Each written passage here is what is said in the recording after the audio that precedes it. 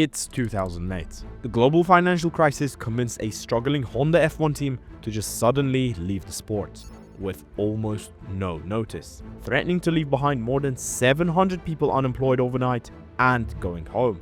That's when, all of a sudden, an unexpected hero arrived. The team principal at the time, Ross Brawn, stepped up and bought the whole operation for only £1. But obviously, buying the team for £1 doesn't mean running the team costs £1. They still had to pay hundreds of people's salaries, they still had to develop the car, and for a guy like Ross Brawn, financially, this was almost impossible. Having said that, there was a reason why he took that gamble.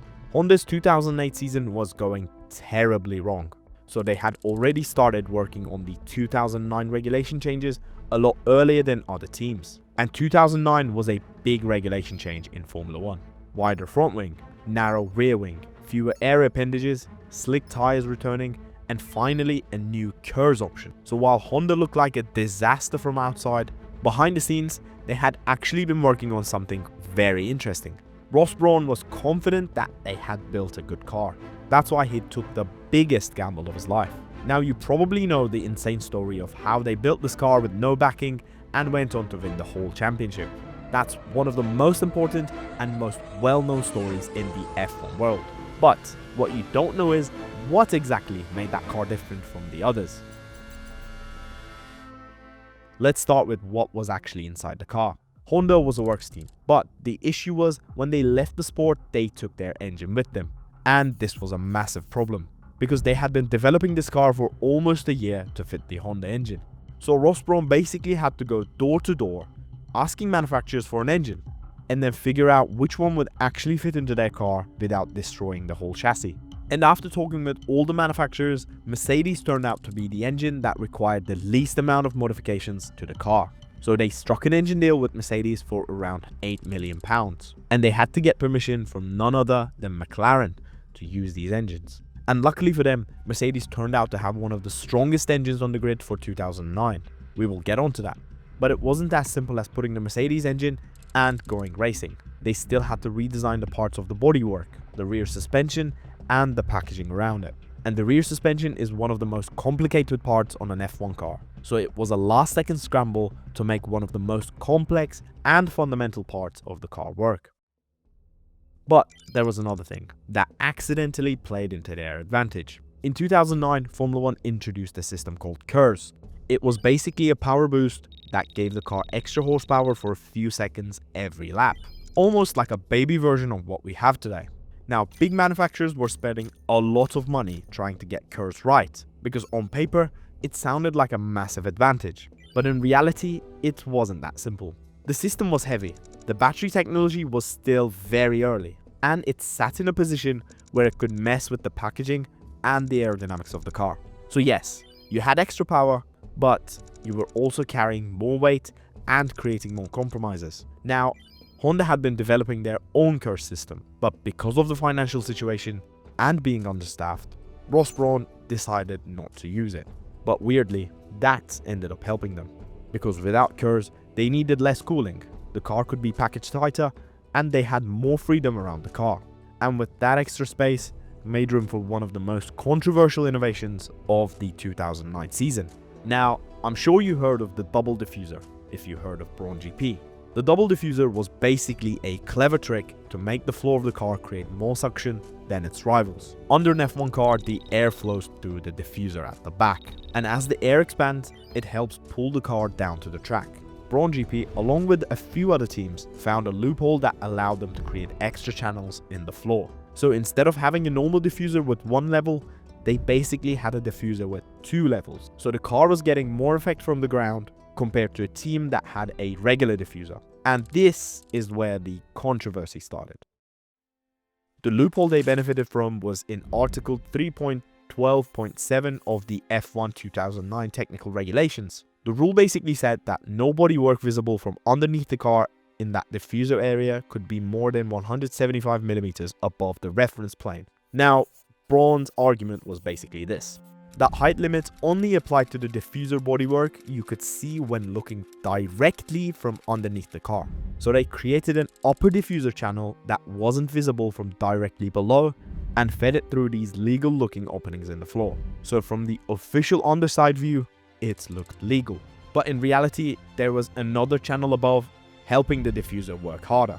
And there was another important bit in the regulations as well. Fully enclosed holes were allowed in certain parts of the floor, as long as you couldn't see through them directly underneath. And that gave Brawn another strong argument for how this whole thing was legal. So they weren't just randomly adding holes and hoping nobody would notice. They had a proper interpretation of the rules. Now obviously the other teams didn't just accept this and move on.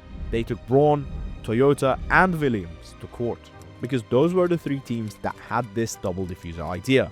But it didn't play in their favor. The diffuser was declared legal and suddenly everyone else had to catch up. Now you hear Williams and Toyota in this story as well, but they were nowhere near as fast as Brawn.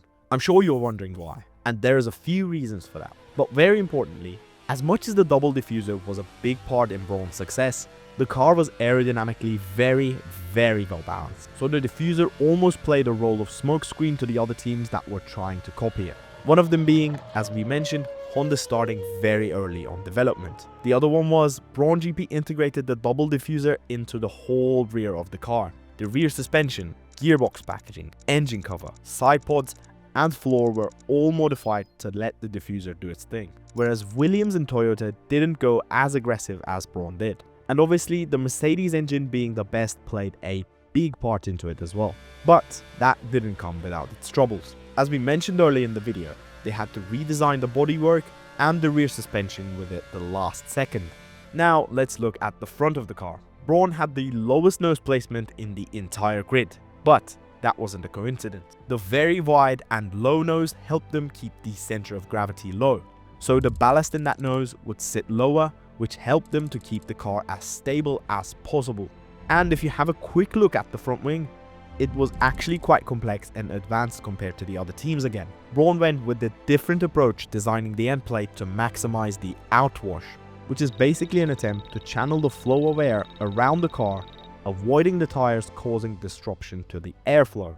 And again, this was a common thing with this car. Arguably one of the most aggressive approaches to the solution, and it worked. It caused less flow separation and successfully directed air outside of the tires better than other teams. Going towards the back of the car, there was the snowplow device on the Brawn, which was caused by the ban of the big barge boards. Therefore, the teams had to find new ways to control the air towards the back of the chassis. And all of these small additions helped Brawn feed the diffuser towards the back. Again, with no curves, the car required less cooling. So Brawn was able to make the car as tight as possible, therefore helping the air out. With small, high and wide inlets and aggressive undercuts, it gave them a pretty big advantage and caused less drag compared to the other teams. And all of these advantages played into the tires. A balanced car made driving easier, which caused less harm on the tires, but it was almost too good, because as the season went on, they were actually struggling to get temperature into the tires, and that started causing severe problems. As you may have noticed, we've been talking about all positives, but it wasn't all sunshine and rainbows. The car wasn't perfect, like all things in life. After winning the first 6 of the 7 races, the problems started to appear.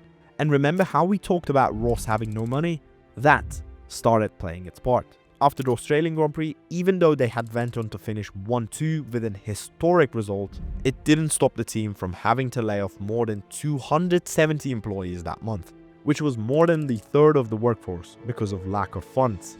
Brawn also had very limited development plan due to the lack of funds, and richer teams like Red Bull, Ferrari and McLaren were coming in like sharks. Red Bull's RB5 was already a good car. It was pretty obvious when they got a 1-2 in round 3 in China. So while Brawn started the season with this huge advantage, the teams behind them started to catch up to some of the tricks. At Monaco, Red Bull introduced their own double diffuser, but according to Adrian Newey, their first version was compromised, and it didn't work as well as they hoped it would, because when they designed the car originally, they didn't have the gearbox and the rear suspension designed around the double diffuser like Brawn did. And again, I don't want to make it seem like Brawn GP had money in the first place. They didn't. But the difference was, the car was already designed around the idea from the beginning. But as time went on, Red Bull started figuring it out. And once they figured it out, it became very clear that there was a turning point. Red Bull were bringing aggressive updates to the car constantly. Sebastian Vettel won at Silverstone, and Webber won in Germany. And now Brawn were not comfortably winning anymore. The tire temperature issues became way more apparent as the season went on. And interestingly, towards the end of the season, Barrichello was the one getting more consistent results than Button. Because when the car struggled to generate tire temperature, especially at the front, Button's smoothness became less useful. Barrichello was sometimes better at dragging performances from the car when it became more difficult to drive. So Button's championship lead was getting smaller every race. And after major updates to the McLaren and Ferrari, they also started winning races. They weren't championship contenders, it was too late for that. But they were still taking points away from Brawn GP. So due to the lack of updates and funding, the season became a survival campaign. But luckily for them, the championship lead that Button built up in the early season was enough to get them across the line. And somehow, Brawn GP won the championship. It was a fairy tale story. But even though they won the championship, it still wasn't looking so bright. They didn't have enough funds to continue into the 2010 season. And there wasn't a big regulation change coming where they could find another loophole and repeat the same thing again. So the future of the team was still very uncertain. At the same time, a few miles down the road, the McLaren and Mercedes relationship was changing. McLaren wanted to become more independent, especially with their road car ambitions. And on the opposite, Mercedes wanted more control in the team. So they saw something in Brawn GP. And Ross Brawn basically had two choices. Option 1, stay independent, try to find sponsors, and risk falling backwards in 2010. Option 2, sell to Mercedes, secure the factory, secure the staff, secure long-term funding, and remain in charge operationally. And as we all know, he chose option 2. He sold the team for more than £110 million, which was the more sensible option. And the team you know today as Mercedes, the team that dominated from 2014 to 2021, originated from this fairy tale story. So the whole Brawn GP story only happened because Honda walked away from Formula 1. Honda came back, won titles, and left again. That's what manufacturers do. Except one that never came back at all. Lamborghini. And in 60 years, it's never properly raced in one. There was one moment it almost changed though, when McLaren tested a Lamborghini engine. So next, I will tell you why the wildest car brand on earth is not in Formula 1. Click on the screen to watch it next.